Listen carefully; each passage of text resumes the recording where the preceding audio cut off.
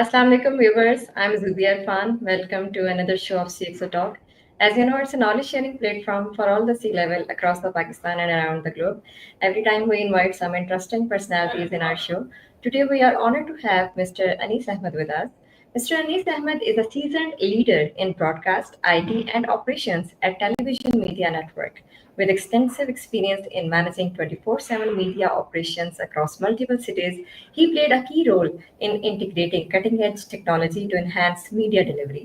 So let's meet and greet Mr. Anis. Assalamu alaikum, sir. Walaikum assalam. Thank you, Ms. Zubia, for having me on this interview. Welcome to the show and thank you very much for sparing some time from your busy schedule.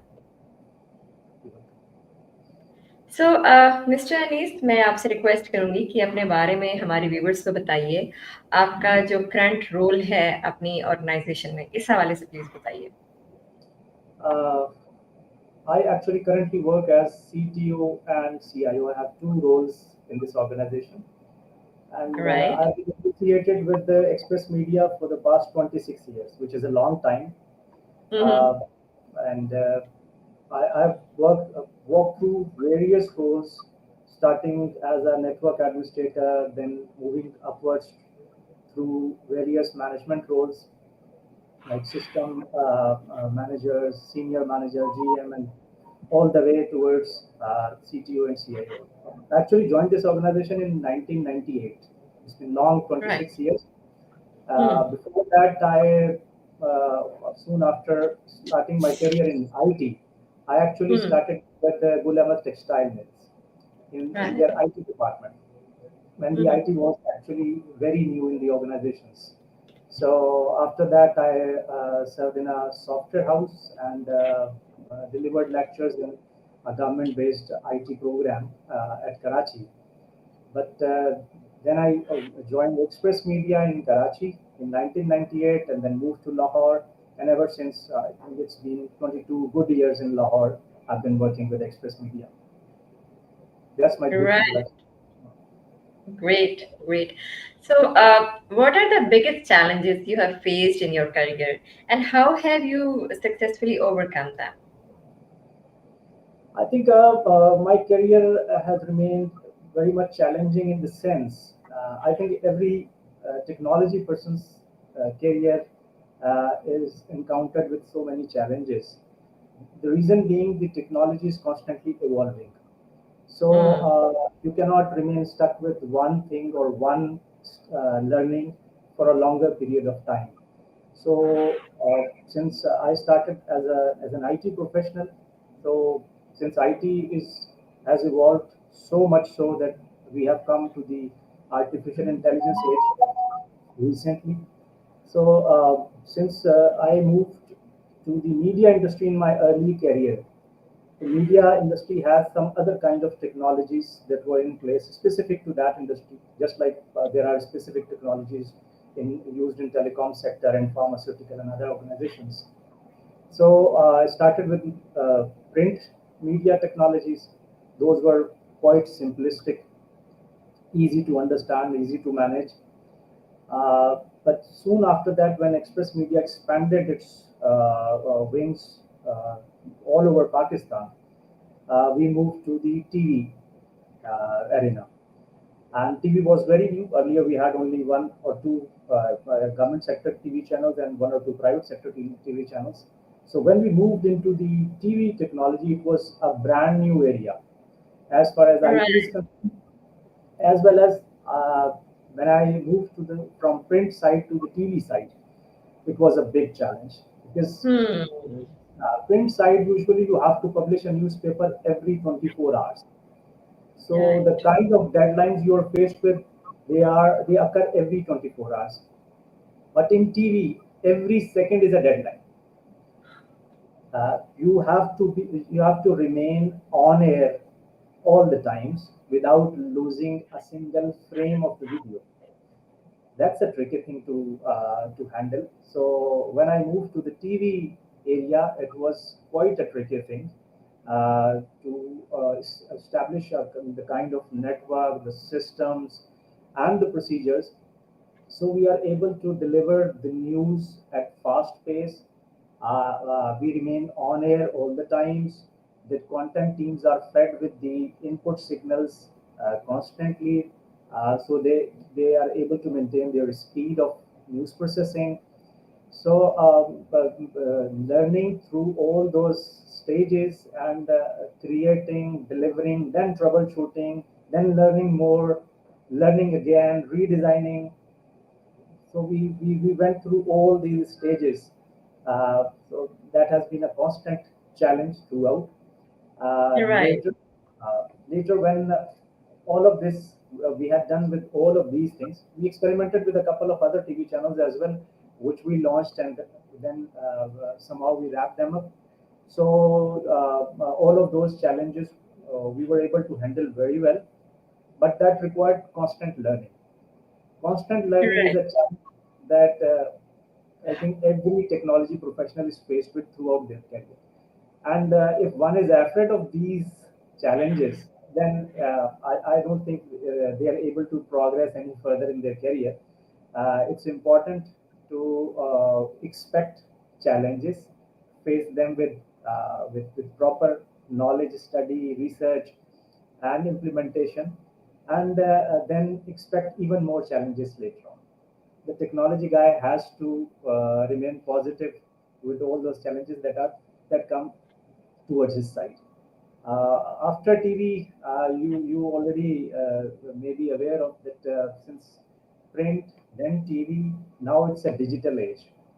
Digital means we have the presence of live streams on digital media. We have the presence of various news portals on websites, and where we constantly feed content. Then we have our presence on social media, where we put our video and text stories for the social media audiences. All of the platforms like Facebook, Twitter, Instagram, TikTok, and YouTube.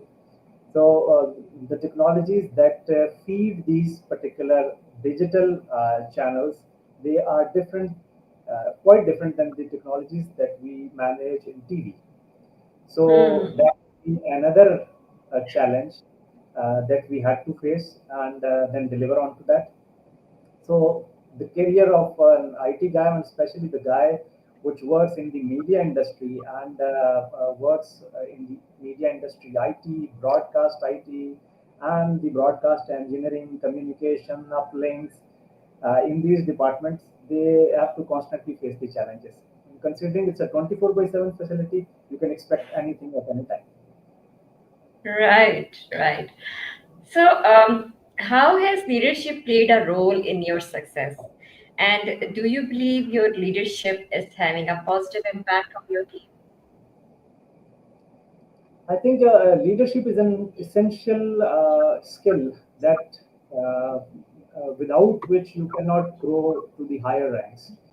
Uh, whenever you are given even a single staff to manage, your leadership role starts from that point onwards. How are you able to influence that particular person or team? How are you able to get work from them in a positive manner with a positive attitude? uh, I think this is something that is not possible through conventional management skills only. I believe I've been able to study leadership, learn it, and practice it within this organization where I have spent more than 2 decades, 2.5 decades. I've been lucky enough to learn and practice my leadership throughout the time that I've spent with Express Media. I started here with when I joined. There was a team of around 3 people under me, which I started managing, and to managing around 200 people, which are expressed across Pakistan in different stations, and they come from diverse knowledge and diverse backgrounds and degrees. Like I have satellite engineers, I have broadcast engineers, IT engineers, transmission engineers, archiving staff, electrical engineers. they they come from diverse backgrounds. They have different professions as well. But when in Right. media organization makes use of all of these, and they all are brought under the same technology department, which I had. So when you have to deal with so many different kind of people, and for one mission, it is important that you learn the leadership skill, you practice that properly, and only then you are able to deliver on the mission or on the targets that are given to you by your organization, or which are your responsibility. And one thing that I have learned through my experience, and which I have practiced a lot, I am a believer of the philosophy of lead by trust. Uh, Right. uh, I think I have found this to be the most effective way of leadership than all others. Uh, Lead by trust means that you have to bring in those people which have the positive kind of work attitude. You have to train them. You have to give them ownership of certain things, and then you have to expect them to deliver on those things with the trust that you place into them. This and once you behave like that with your team members, they start giving you the kind of results that you won't expect from any other kind of style. uh, that's Right. that's my experience since I've been leading so many different kinds of people coming from different backgrounds, and uh, Mm-hmm. working in different cities across Pakistan. Have traveled a lot. I have met them.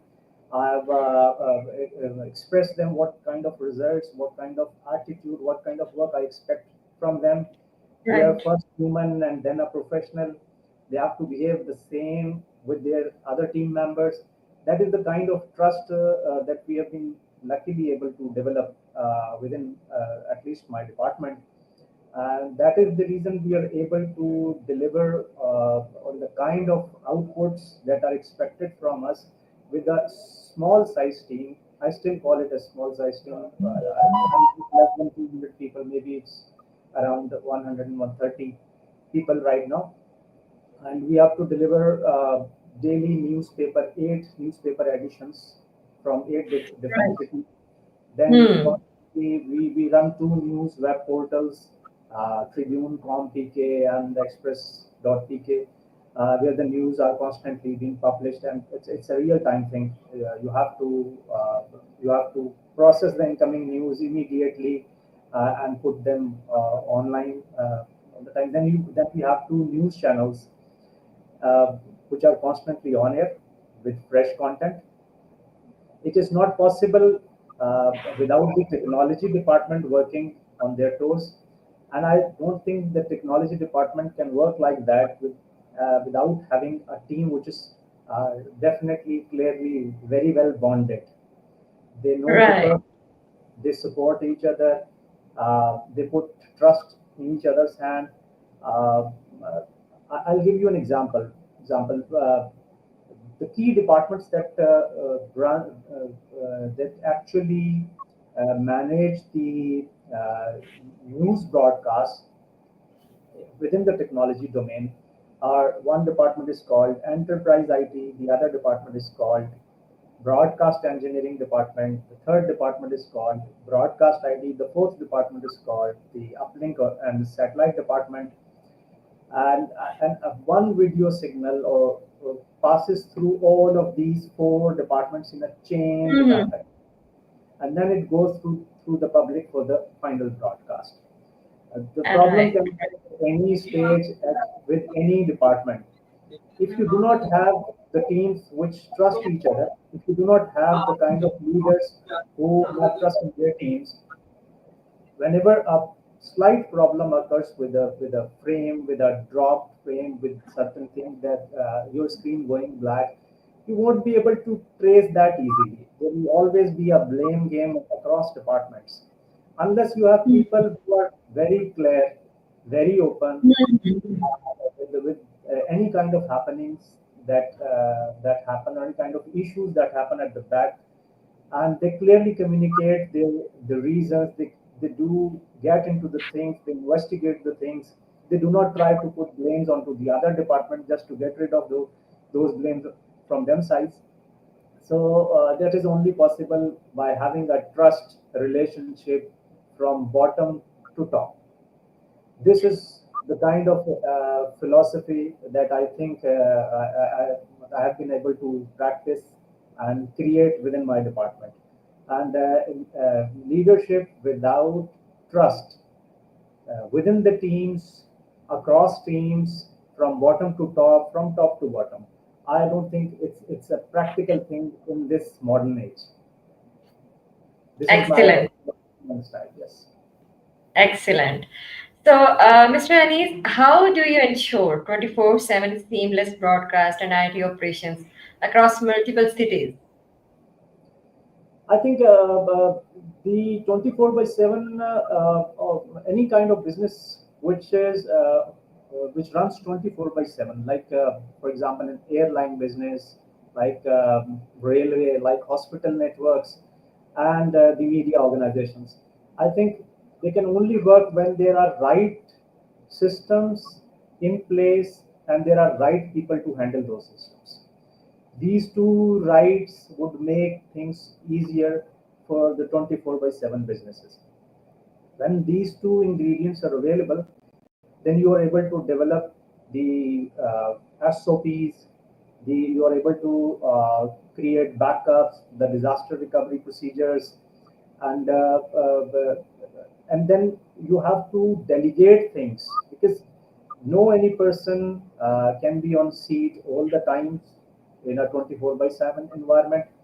There would be holidays, there would be Eid days, somebody would be sleeping at home, somebody has done a long hours at job for any reason, for somebody would be just doing some kind of projects. He'll be busy with that. So to run a 24 by 7 operation and constantly delivering the same speed and level of output, you have to delegate things to all the levels. For example, from the top level to the other level to the shift level, even to the shift engineer level as well. Hmm. Once Great. you delegate things to at all the levels, and you have right people in place, right systems in place, and you delegate properly, and you have everything well documented, well communicated, then you can peacefully go home, sleep, engage in your hobbies, or travel. It's only possible when you have this kind of setup in place. Else, 24 by 7 is really a tricky business. You can Okay. expect emergencies at any point of time, day and night, even sometimes. The kind of emergency I can tell you that it happened some years back at Express. It was just at the time when the namaz of Eid was ongoing, and I received a call soon after I exited from the masjid, and it was the kind of emergency that required my presence at office. It was that kind of thing that happened. That was an unfortunate thing, but we learned from that a lot, and then we strengthen our system. But this is the kind of emergencies that we can expect. But at other times, many people in my department and in other departments as well, but especially in the technology departments, which are working at the senior positions, they have to go outstation. They have to be at certain places where they are unreachable because the phone network is not available. Even I was in June, I was there in the mountains for 2 days, and I was totally unreachable. Even no one could physically even was able to reach at my place, at least during the night hours. So fortunately, was I was not available to anyone in my department. They had to run the operations. They had to handle the emergencies, all kinds of emergencies, with the procedures that were available, with the communication they were told to that they should skip me and then make communications to these particular levels when I am not available. So without this kind of delegation given to the staff at every level, you cannot handle the 24 by 7 kind of businesses. Absolutely. So, what is your vision for the future of television media network and the evolving media landscape? I think with the Express in business for the past 26 years, starting from the print side, then expanding the newspaper across Pakistan, making its space soon after the competition, then in a very short time, and then venturing into the TV business, then sustaining through all the ups and downs for the past 17 years in the TV business, Mm-hmm. then went into the digital landscape and performing decently as well in the digital area as well. And I think the organization which has sustained with a positive perception in the market as far as the employment is concerned, and as well as the viewership that we have, the loyal viewership that we have across all our mediums at which we publish the news uh, in print, in electronic media, as well as on the digital platforms. I think television media network would sustain through all these challenges or upheavals that come into that this industry, particularly this media industry, is faced with the legal hardships as well as the financial side Mm-hmm. of it, as well as the trustworthiness challenges that media faces nowadays. I believe Express has made its mark on the media landscape for the past 2.5 decades. It's sustaining. People who are working with the Express are more than happier as far as the people who are working with our competitors. And since it's performing decently as well in all the mediums where we publish our content, I think television media network is here to stay and here to do business for a long, long time. Right, right. So, what role does IT strategy play in shaping the future of media broadcasting? This is something interesting. I'll explain it for the viewer. Uh, since enterprise IT in the kind of the size of organization that we operate, it's around 2,000 plus staff in Mm-hmm. Express across Mm-hmm. Pakistan. Enterprise IT is an essential thing that every organization has in this age. This particular media organization has one enterprise IT domain. Then we have the broadcast engineering domain, which handles the video signals and audio signals. Mm-hmm. Then we have a mixture of these two, which is called broadcast IT. And it is called broadcast IT for some specific reason. It has Okay. the technologies which are transforming from broadcast engineering to the IT side. So Right. broadcast IT engineers are those engineers which handle the technologies, video technologies, which are transforming, changing shape from core broadcast engineering towards the IT. IT is seeping into the broadcast arena for the past 10 or more years. I've, I've the first thing that the evidence of this for the very first time I saw at the Amsterdam in the broadcast IT and exhibition in 2017. Though it has been the IT has been seeping into this broadcast arena starting from 2013, perhaps or even before. But the first big demonstration of that I saw in the 2017 in the Amsterdam. Uh, the IT, the complete broadcasting systems built onto the IT technology base. All the video signals moving on the normal IT cables like the Ethernet cables that we run.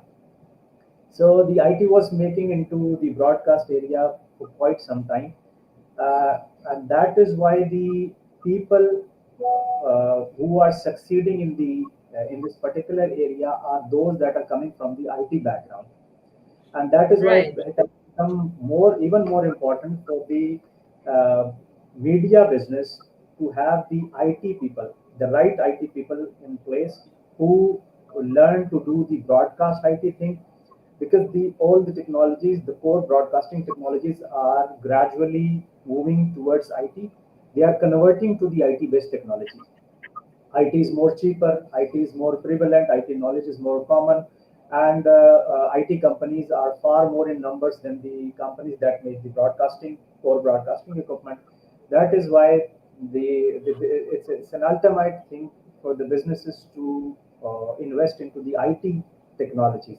And when they try to invest into the IT technologies, there has to be the IT leaders who should be setting the strategy, who should be telling the direction of the future to the executives, so that they invest into those technologies which are future compatible. And that is only possible with the IT guys and the IT strategy in place. Absolutely, absolutely.